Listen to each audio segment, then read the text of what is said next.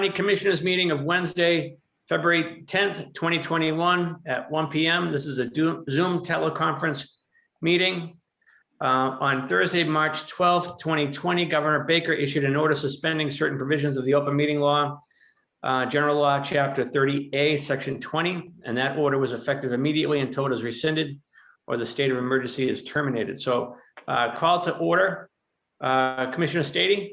I am present, sir. And I am present also, Peter Collins, and Joe Shea, our chairman, is still under the weather. So I'm going to run with this with your permission, Dick. Sure. We wish Joe well and speedy recovery. That is so. Okay, we'll start with the minutes of the open session meeting of February 3rd, 2021 for approval. All right, let's see. Let me dig those out. Now, we had a couple, didn't we, of that? A couple of minutes there? How many do we have, Peter? Just, or Mike, how many minutes do we have? We one at a time? Yeah, like just actually one set, actually. Like last week, we had a few sets of prior minutes we needed to have for approval, but this is just one set of meeting minutes. All right, I will move the approval of the meeting minutes of the meeting of February 3rd as presented. I didn't see any problems, but that's my motion. Okay, motion by Commissioner Stady, seconded by myself. All those in favor? Aye. Aye. It is a vote. Okay. Item 4, public comment. Is there any public comment? Hearing no public comment, we'll move on to item 5, facilities maintenance capital improvement report and coronavirus update from John McGowan. Hi, John. Hi, good afternoon, Commissioners. Hi, John. How are you, Commissioner? Doing well. I don't have any capital improvement report to make because there isn't any. But on a COVID-19, I'm happy to report I don't have one of those either. Wow. First time in quite a while. It's a miracle. But the only problem I have with that is I have a recall on all the equipment that I use for the fogging machines, the backpacks, the handhelds. They recalled all the batteries out of all the equipment that carries these batteries that could cause a fire, which we don't want any more of those. But if you leave them, they could have exploded while you're using them or while you're charging them. I'm in the process. I know I told you I was going to do it Mondays, Wednesdays, and Fridays, the spraying. But what I'm going to do is I have to organize all these batteries because they're going to replace them free of charge, of course. And I have to organize. They got a system where you have to line them all up, take a picture of them with their serial numbers on them, and to show proof that you do have them, you know, which we do. I have. I think you have to itemize them, get the numbers off them, and then send them the pictures, and then the process will start for them to send us the replacements. So what I'm going to do is I'm going to halt the next Wednesday fogging and have them all brought back to Dedham, and I'll do that process, set them all up. And as it is now, I have all the guys taking the batteries out. As soon as they use them, take them out, and don't leave them on a charger. And hopefully we'll get them sooner than later. And other than that I have nothing else to say about the machinery. Works great. It's just the batteries. If there's any questions, if I can answer them, I will. Commissioner Stady, do you have any questions? Yeah, two, if I may, Mr. Chairman, through you, of Sure. course. One is, do you have an idea, John, roughly how long it may take to do that work? And no, I haven't found that out yet, Commissioner. I've been on the online, and I think I'm going to put a call into them and see what the time limit would be. I don't know if I could even go out and buy some batteries. I don't know, but looks like a special type. But I will find that out for you, how long it will take. My only thought would be, respectfully, if it's going to take an extended amount of time, and something does flare up, maybe you go out and buy a short-term fix or something like that. It's just something rather than not be able to respond, but Yes. that's your discretion. Because they sold these, Commissioner, they sold them in Canada too. I see. I think I saw on the line that they sold like 450,000 of them. So, I mean, it's gonna be quite involved to replace all these total. It's a recall of all their equipment, the batteries. Yep.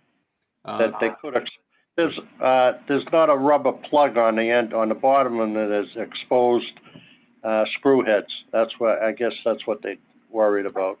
Okay. Well, I'll handle it, and I'll get back to you and let you know.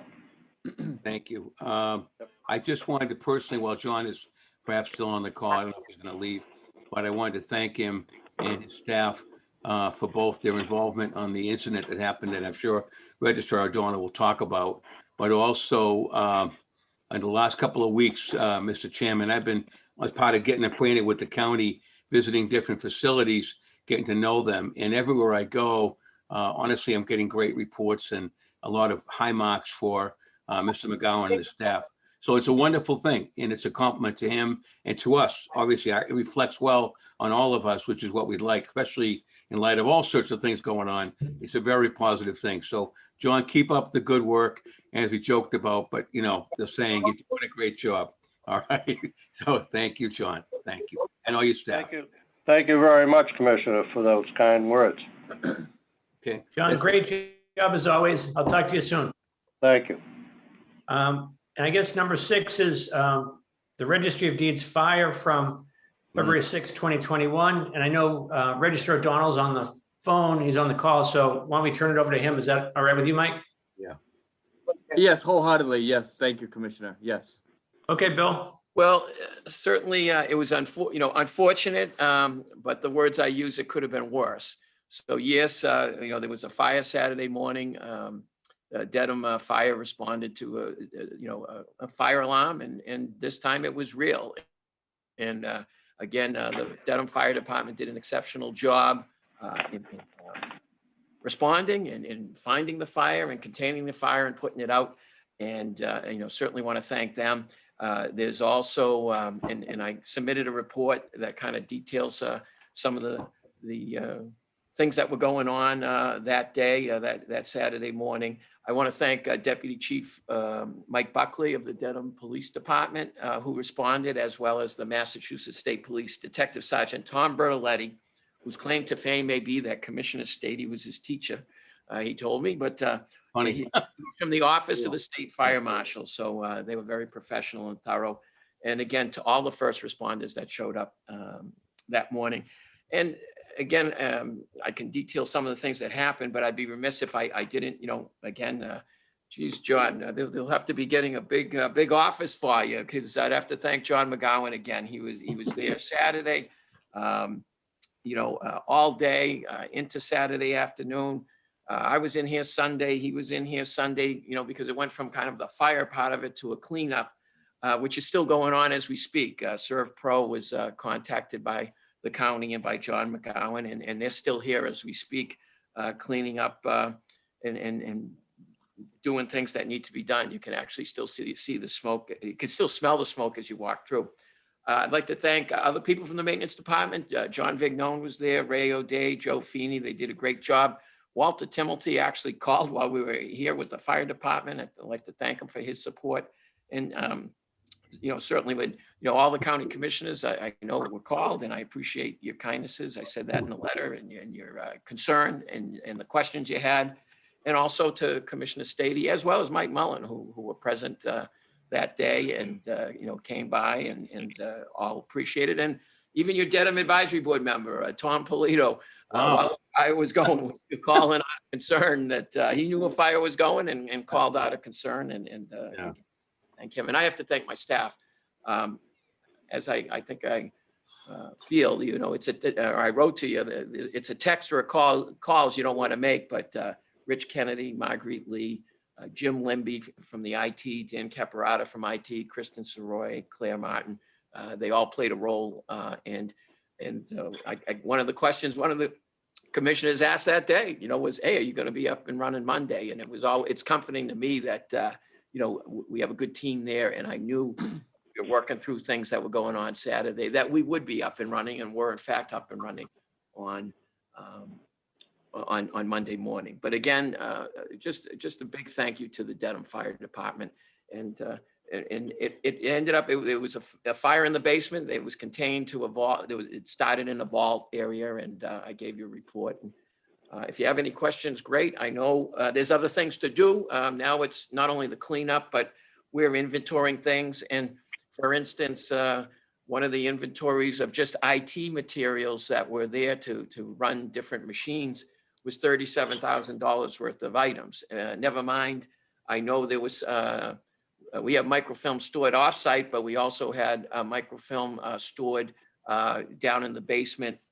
And, the years 1900, because it was land court microfilm to 2000. So it wasn't the other side of the registry's microfilm, but those documents from 1900 to October 31st, 2002, because I remember that date. It was Halloween, and we recorded our 1 millionth document on the registry, on the land court side. There are two sides of the registry. So that gives you an idea from 1900 to 2000. That's a lot of records that we have to kind of redo the microfilm and recreate. So we have some work to do. We're still in the process of inventorying other things, paper, everything. But the big thing, no one got hurt. No first responder got hurt. No firefighter got hurt. And, items and property, because it was limited, can be replaced. So we're very thankful. Bill, that was a nice report, and I appreciate your being on scene when that happened. And kudos to your staff and to John McGowan in maintenance, and Mike Mullen was there. I know many people were there. Dick was there. Dick drove right over. So I don't have any questions, but thank you for all your hard work. And Dick, what would you like to say? Just a couple of things, and thank you, Mr. Chairman. Again, through you to Mr. O'Donnell, great job.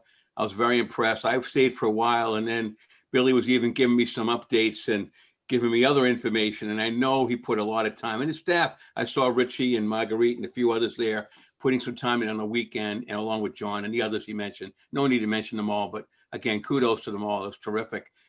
Melanie Billy then is basically essentially nothing absolutely vital was lost either that can't be replaced or recovered, which is terrific, along with no one being hurt. But moving forward, are we going to take any steps to make sure anything that perhaps might have gone wrong or something can be looked at? Just the questions I got over the weekend when I put some posting was, well, what caused it and what are we going to do about it? It kind of makes sense. So are we going to do anything yet? Or are we too soon for that? Waiting for final results from the state fire marshal? What's our plan? It's never too soon. I outlined in the report what was told to me. I mean, Yeah. the commander of the fire department brought me in. Yeah. I know the fire marshals were there. I know Detective Buckley, Deputy Chief Buckley was there. And I know there are probably reports being written. I haven't, I checked and there was no reports that I have seen. I did in the report convey what they said, that it was a fire as a result of a fixture, ballast, and certainly, I think it would be incumbent on the registry to, not the county. There was a program in place that, just for safety reasons, probably take a look at all the fixtures and ballasts that, not just in the registry building, but that was a program that was put in other buildings. Yeah. And just to, it's never too soon to start looking at just double checking those to make sure, to at least be proactive. So yes, Commissioner Stady, I'm glad you brought it up. And again, I kind of touched upon it in the report as to what the preliminary cause was. But we'll leave it to the professionals, but that shouldn't stop us from, maybe being a little proactive to make sure that, fixtures and ballasts that were kind of worked on, are in good shape, and this doesn't happen. I agree. And so, Mr. Chairman, if I may suggest through you direct our county director to perhaps follow up with John McGowan and others in a very proactive way. It has an eerie similarity to someone we know well who also installed similar ballast on his private facility and had, unfortunately, a mishap happen a few years ago. So that was the first thing I thought of when I heard that. my antenna went up. It may not be a bad idea to maybe start looking at some of the things in our facilities, just as a precaution, so just a thought. Yes. That's a good idea, Dick. So Mike, would you be all right with following up with John McGowan and see if we can just troubleshoot some of these potential problems? Yeah, and just an update on that. John and I have already talked about that exact thing. That has been a priority actually since this weekend. Like in our view, that is, like along with working with Servpro, the insurance, like it's really issue number one. And this morning we did have our insurance appraiser and adjuster, like actually like in the building, we met with him. And they are doing an inventory. They want us, in terms of the fire scene, they want us really to leave everything alone. To it. I think tomorrow morning, like actually like an electrical engineer like is coming back and looking at it. And at that point, once we have feedback from them, yes, that is exactly what we're gonna do. I want to hold off on actually on saying what we're gonna do and why we're gonna do it at this point because it's a public meeting. And I do know there may be some claims out in the future, but yes, we will wholeheartedly be on it because I agree with the register. And you both are commissioners, and John, and Nancy Rockwell in our office, we all have the same exact priority here. So yes. Okay, thank you. Yep. Good. Okay, if we're all set with item 6, I'll move on to item 7, which is appointments. Mike, any appointments? No, we don't have any today, Commissioner. Okay, item 8 is old business. What do we have under old business? We don't have anything there either, Commissioner. Okay, under personal matters, there were 2 papers from the Aggie. Dick, do you want to go with that? Sure, I'll move, Mr. Chairman, notice of contingent employment for Pirelli Rose of Millis, Mass. As a substitute instructor, JG flat rate as printed, effective 2/22/21. Okay, I'll second that vote. All in favor, say aye. Aye. Aye. Okay, that's a vote. And the second item, the Follow second up with person? The same person as printed, but as a long-term substitute instructor for the flat rate of $35.11 an hour, and that would be effective March 8/21. Okay, I'll second that motion. All in favor, say aye. Aye. Aye. So that's a vote. So I think that handles the personnel matters. The next item is payroll and expense warrants for Right. approval. Dick, do you want to go with that? Yep, I have those in front of me, Mr. Chairman. Move to approve the county weekly payroll 21-32 in the amount of $137,063.68. I'll second that motion. All in favor? Aye. Aye. It is a vote. Second motion I would like to make is move the Aggie biweekly payroll 21-32 in the amount of $323,204.97. I'll second the motion. All in favor, say aye. Aye. Aye. It is a Third vote. motion, Mr. Chairman, county expense warrant dated 1/27/21, the total amount of $100,563.51. I'll second the motion. All in favor, say aye. Aye. Aye. It is a vote. Okay.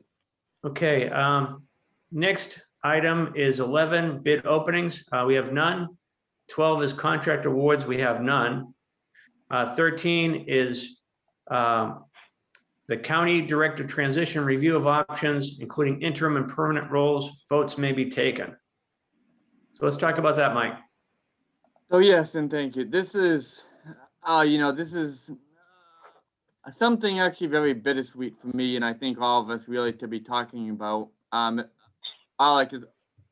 Especially without Chairman Shea here, I want to add as well. But as you know, I have communicated to each of you. And I did actually sign a contract last week with the town of Dayton. And I will be starting, and I have the honor also of starting as the new town administrator effective March 8th. And I want to make sure, and everyone here, like already, we've been working to make sure that we have a transition. That really allows us in the county and our office to continue all the work we've been doing. Like especially as it relates to the ongoing FY22 budget process we have. Like in at the last actually 2 meetings, we like in the commission of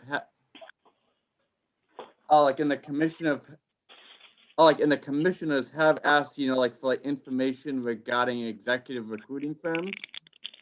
Like in the price of those. Like in proposals as well. And we like actually like at the beginning of this week, I worked with Nancy and we did reach out to 3. Like and we have asked them really to submit proposals. To do a recruitment and a search for a new county director here in Norfolk County. Like and we did ask that they have their prices and proposals like actually to us by this Friday, being the 12th for the commissioners' consideration next week. Like in the cost of those are typically right around $10,000. Like and we do have the ability to be able to fund that under this year's budget, so that won't be an issue. Like and then in the interim, I am exploring a few options. That like I hope really to be able to present actually next week in full to you at that time as well. But again, like I did outlining, writing where we're at, like I think where we're gonna be going, hopefully. Like, and I did mention that like a typical like recruiting process, it takes about like actually 3 to 4 months.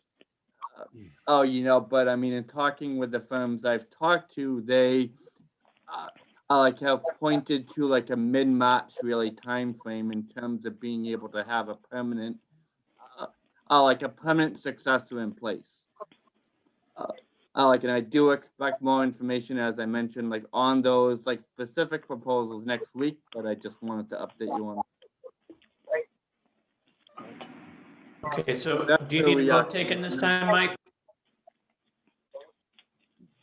I'm sorry, What Mike. did you say, Commissioner? I'm sorry, Mike. Do you need a vote today? No, I just wanted to bring you up to speed on everything and answer any, I can answer any questions, any concerns, and take any other feedback. Obviously, this is an important process. It's important also because we have our budget underway as well. Like in all of our work with the Abrahams group as well. So it's imperative, that we have a really strong, like a really strong interim transition and then a really strong permanent transition as well. Okay, Commissioner Stady? Yes, thank you, Mr. Chairman. Couple of things. Let's work backwards a little bit. Do we actually have a job description for your job? And when's the last time it's been updated or reviewed by the commissioners? I'm asking several questions. Secondly, the groups you suggested to Nancy, are these groups that are recognized by the MMA or other kind of associations, so we feel a little bit better about them? And third, I agree with your timetable. I agree. We need to have someone who's going to be able to cover us at least for 3 months, Peter, because it's going to take that long to vet out the candidates and do the background checks and get them comfortable. And so I guess we're looking at probably having someone in place, I'd say before the start of the summer would be realistic, but we need someone meantime, once unfortunately Mike leaves us for greener pastures, we need someone to get us through the several months of the budget process and the things that face ahead. So I agree. I think the letter he wrote to us outlining things was very clear. I thank you for following up on that. I think we have to do it sooner rather than later. We got to get going. But can you work backwards on those if you would and fire away? Thank you, Mike. Thank you. Oh yeah, like, and I mentioned the transition in this office that is already underway, and I really want to thank Michelle Labadini. She's been putting together an updated county director job description already, so that's underway. Okay. Like, and we can have a draft of that for you ready for next week as well. That would be great. Like in terms of the three firms, who I mentioned, which are Community Paradigm, there's a Collins Center at UMass Boston, and then Municipal Resources. Yes, to answer your question, those are the really preeminent firms. Like out there, they're used by the MMA, they're used by cities and towns. Like any time now, any city or town needs to do a search, these are the firms that have typically done it. Okay, good. I want to just throw out one last comment, if I may, Mr. Chairman. Sure. Okay, thanks. Something I actually had talked about with Mike when I first got elected, and I didn't know he was, planning his move, but that's okay. For once, I didn't see something in the future, but that's all right. I'll tell you what, I wondered if we could get the next person with a professional agreement like many communities do, in which we give them like a 2 or 3 year package. Now, I know I mentioned this once to Chairman Shea, and he had said that legislatively we're not allowed to do it. But I'm one not to take that as a polite, rebuttal. I think we could get perhaps legislation filed if we wanted to, perhaps with our local delegation, to get a home rule exemption. It should be something we should look at. I think in terms of trying to attract the candidate, I think we're in a better position to get a good person, male or female, and whoever it might be. But we want to get something we could say to them, look, we're going to offer you a 2-year deal or maybe a 3-year deal and have a real agreement drawn up. I think that's what our future should hold here. COVID told us change the way we do things. Well, you know what? We need to kind of look at the county operation.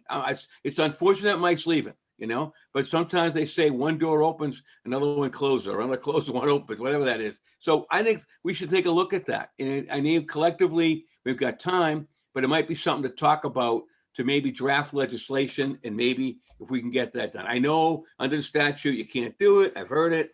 I heard that from council, but I can't see why with perhaps in the year 2021 that we can't be a little bit more modern and on a professional agreement of some sort.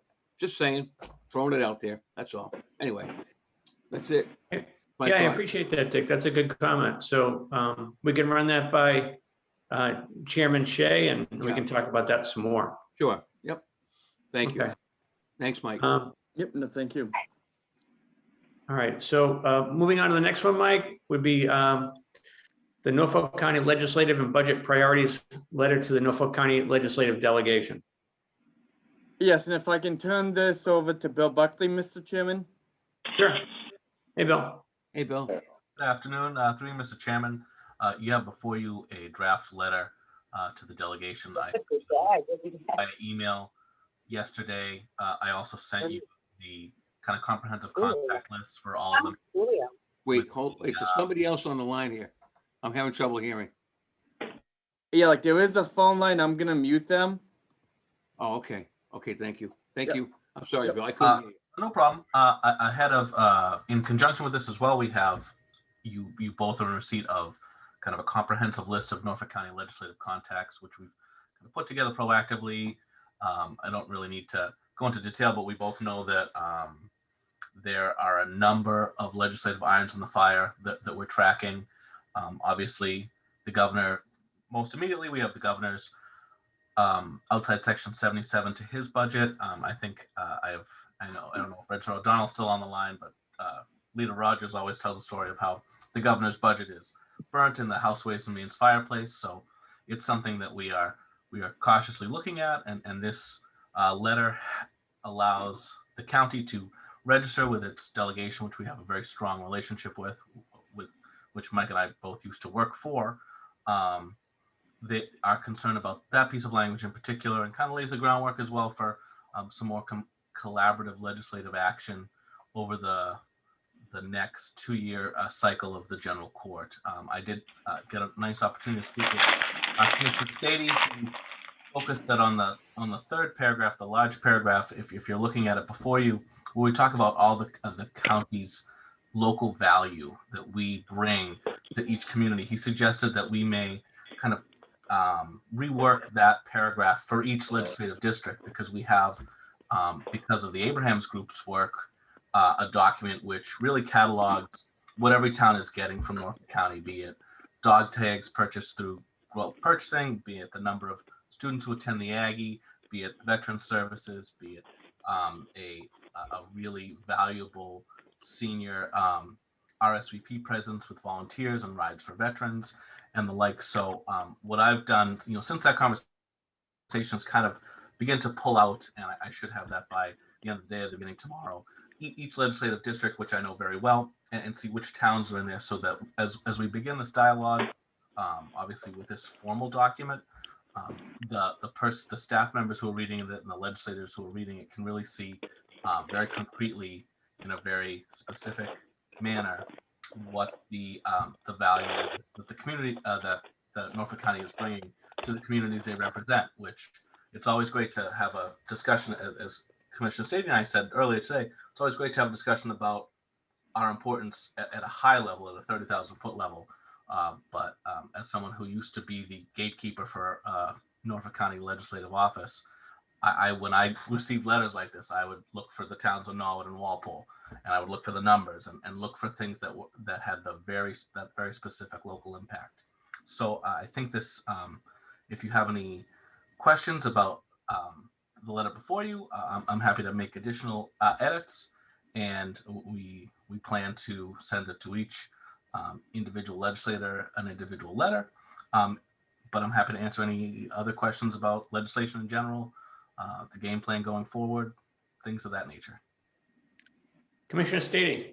No, well stated, Bill, and a very good letter. As I talked to you earlier today, I just wanted a little tweaking, and I think it will help us all if we, target in on maybe, like example, in Canton, the veteran agent did pinch hit, and they got a great rating, and was greatly appreciated by the select board and the administrator when Canton was in a pinch. So something like that adds a little bit more local flavor. But you captured it, you said it.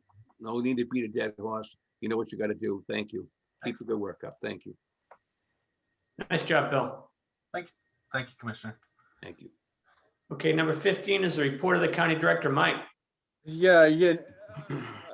Thank you, Chairman. I'll make this quick, but one of the things, that actually, and all of us in the county have been working on, actually, since mid last week, we've been talking to the Norfolk County DA's office and DA Morrissey.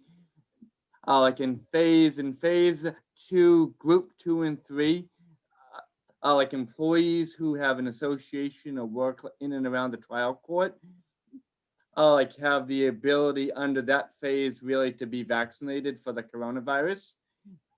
And over the last week, we have been working and having an ongoing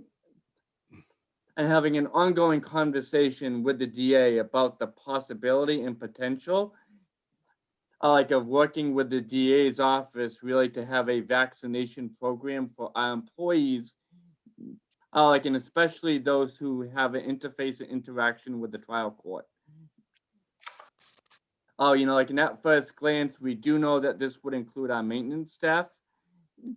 And also because of the land court function at the registry as well. And we're working with the DA, and they're working with a consultant to, assess the possibility of having this happen. And at this point, nothing is actually etched in stone, but we did, and are very appreciative of the DA, for reaching out, and we're trying to plan in sync with him. In terms of really being able to capitalize on an opportunity for vaccination for our employees if and when that happens. So I just wanted to bring you up to date on that work. A lot of that work is evolving and is underway and is changing by the day. We also have a call into the Dedham Health Department as well to see if we have an opportunity really to work with them to help vaccinate our employees as well.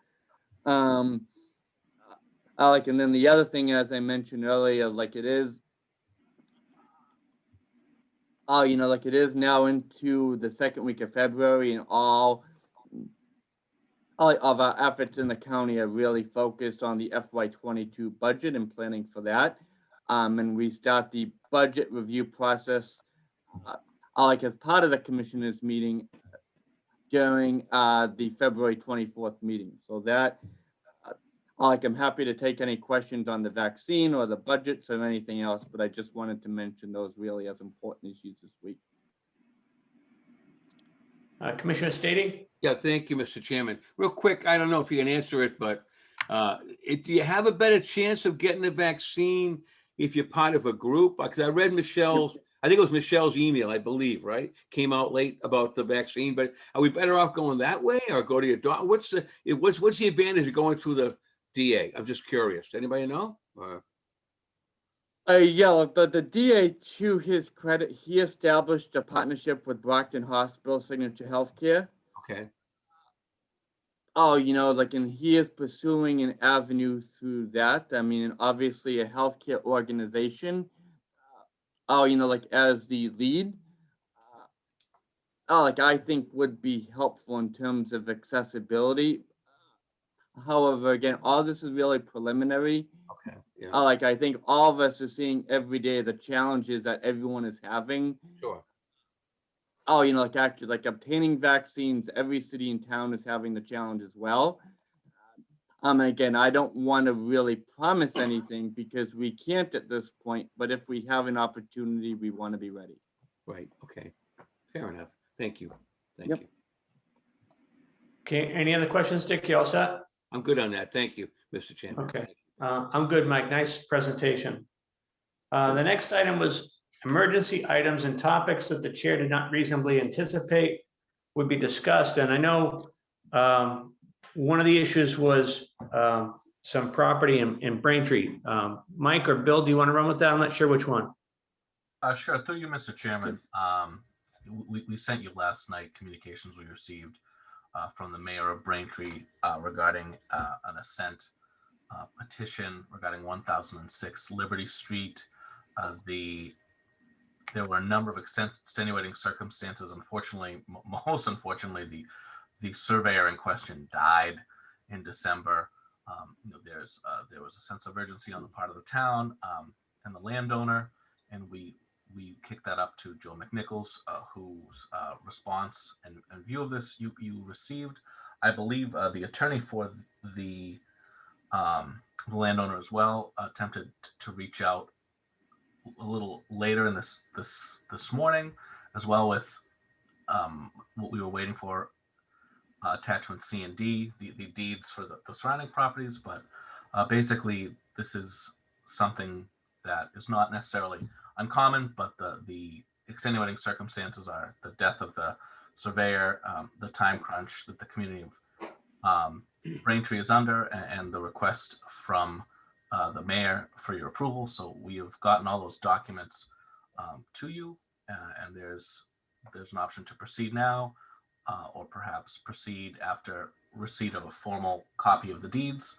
But it's really in the commissioner's hands to see what you do. The county does own a right of way for the street in question, which is not uncommon. We have many of those all over the county, given our long history and the kind of historical nature of roadways and turnpikes and things of that nature. Yeah, I'll jump in for a bit, Dick. So, and I've seen this dozens and dozens of times over the years. What's happened is the county, at the request of various towns and sometimes several towns, has taken out paper roads that would be county roads, and they're county rights of way. And it might be 120 years old that they reached out to the different communities and they took this land for a right of way. And then what happens is the neighborhood shift or the intersections change, and they find that they don't really need the county way that way. And it becomes just a paper road, and it doesn't really turn into a real road. And so the county historically has reached out to each of the cities and towns. So if a landowner wants to sell their property and there's a county way running through it, and they might be asking that the county way be abandoned and that it would revert back to the property owner so they could convey the property. And usually we reach out to the cities or the towns and we say, hey, look, what's your opinion on this? Because if the city or town doesn't have a need for it, then we run it by Joe McNichols and we say, Joe, does the county have a need for this property? And if he says, if the town says we want it done and the landowner wants it done and Joe McNichols says it's fine on the county end, then we usually just vote it forward. Usually we have some more time to consider these things, but this one kind of came up on us fast.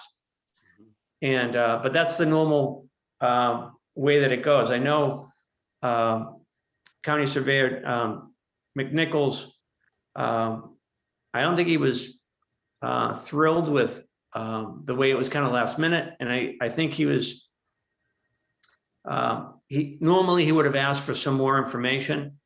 But all that being said, he did not see an issue with signing the assent. So I know you're new to this. It's not an uncommon thing. We'll probably have another 2 or 3 of these this year. But I leave it up to you as to whether you want more time or if you're comfortable in going along with the recommendation from the Mayor of Braintree. Okay, thank you, Peter. Thank you, Mr. Chairman.